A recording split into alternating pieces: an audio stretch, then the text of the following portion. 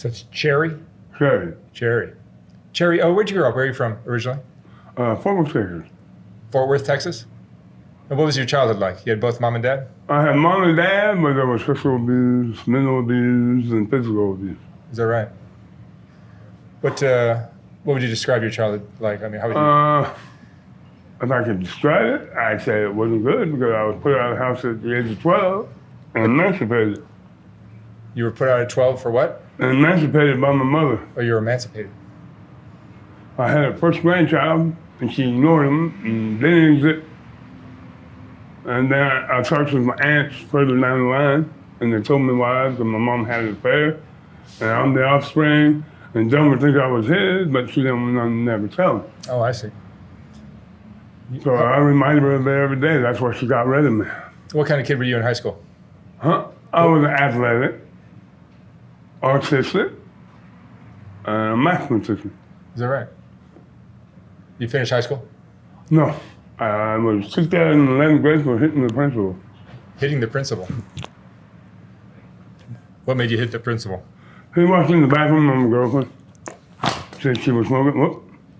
Said she was smoking cigarette. Is that right? I'm sorry, he walked in what? Bathroom to see she was smoking.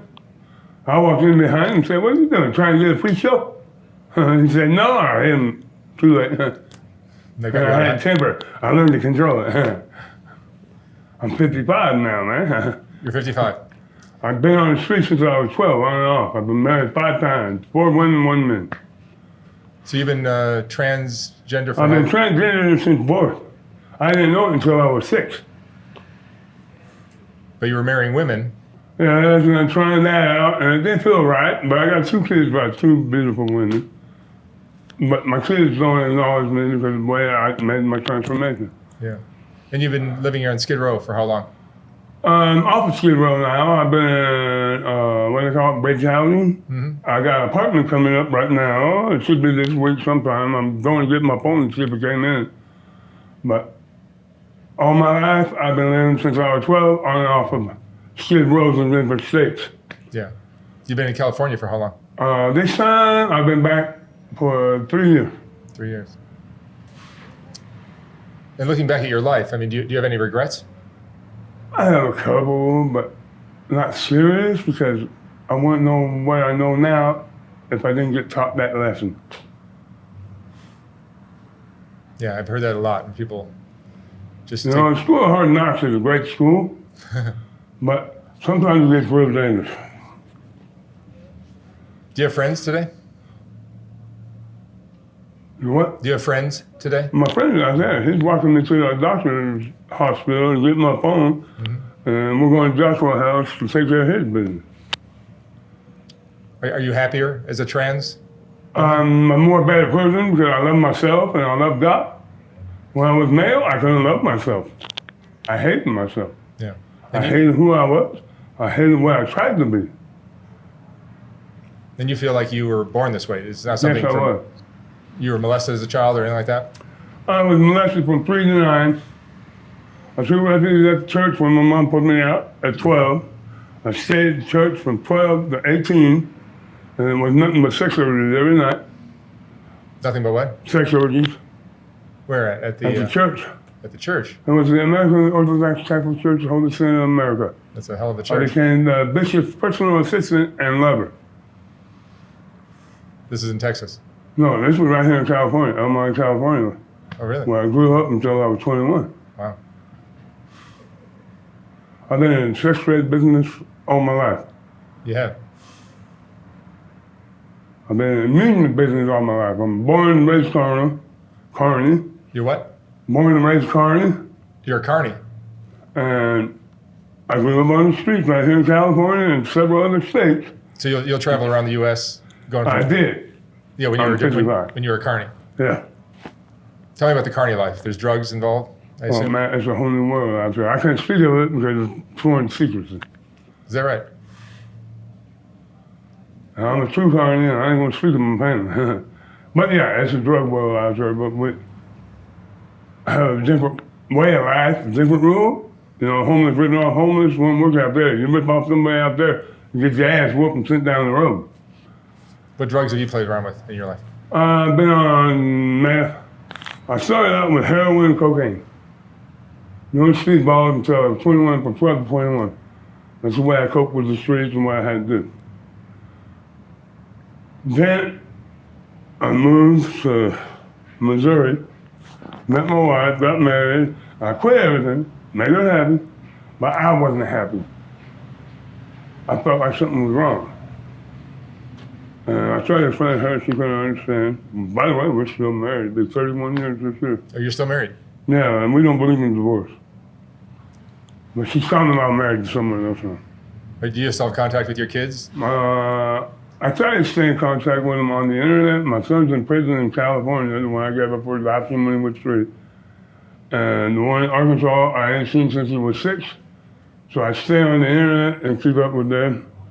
But they won't acknowledge me since I fully came out 9 years ago. So back to the carnie thing. The carnie code of secrecy is for what purpose? Because everyone has some dark secrets? Yeah.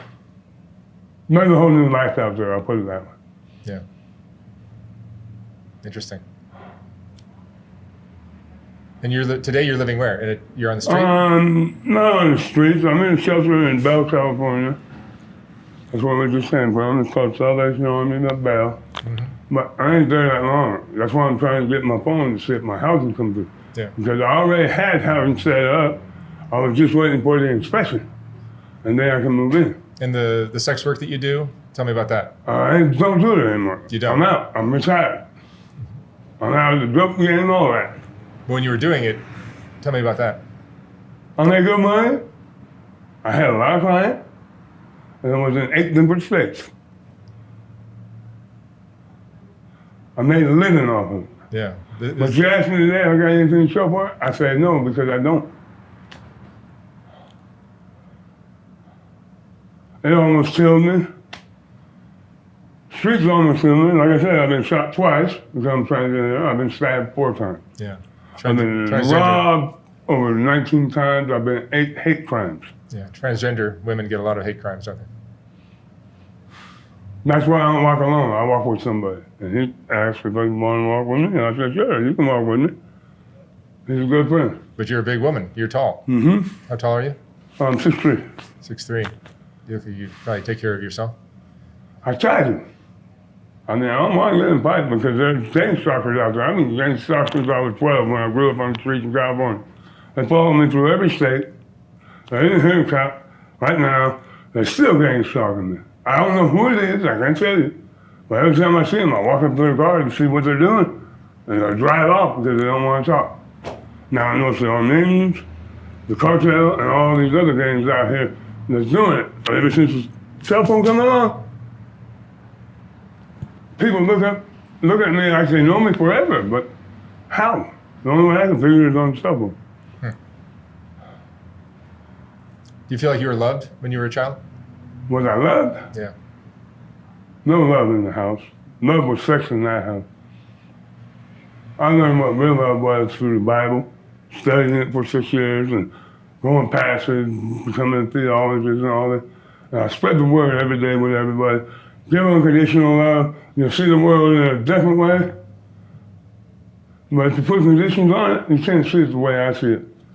Because money rules everything out here. And corporate America owns that money, so who runs America? Corporate America. Yeah, I think that's the ones that stalking me. Sometimes because I figured out their little tricks. But they sucked me so much and they twisted my mind. Every time I see them, I don't get fearful anymore because for years I used to fear them. I turn that fear into anger and turn it back on them. But what emotions do you go through? Do you get depressed or angry or? I don't get depressed anymore because, like I said, I found God. I'm never alone. I do get scared, like I did last night when in the hospital practically dying. Is that what you're most afraid of? Dying? I was choking on phlegm, and they told me that was my kidney shutting down as long as my heart.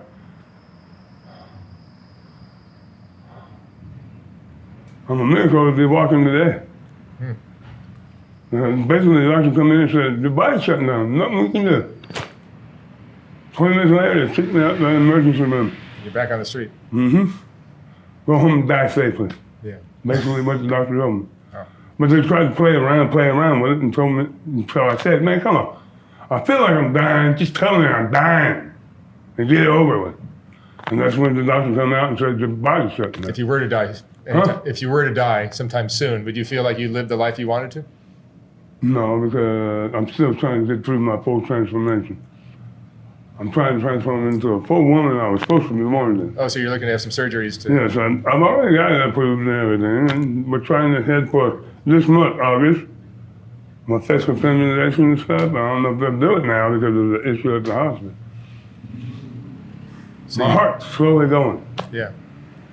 But you're still driven to have certain body parts removed? Yes, I'm a fighter. I ain't giving up. I'll fight until my last breath.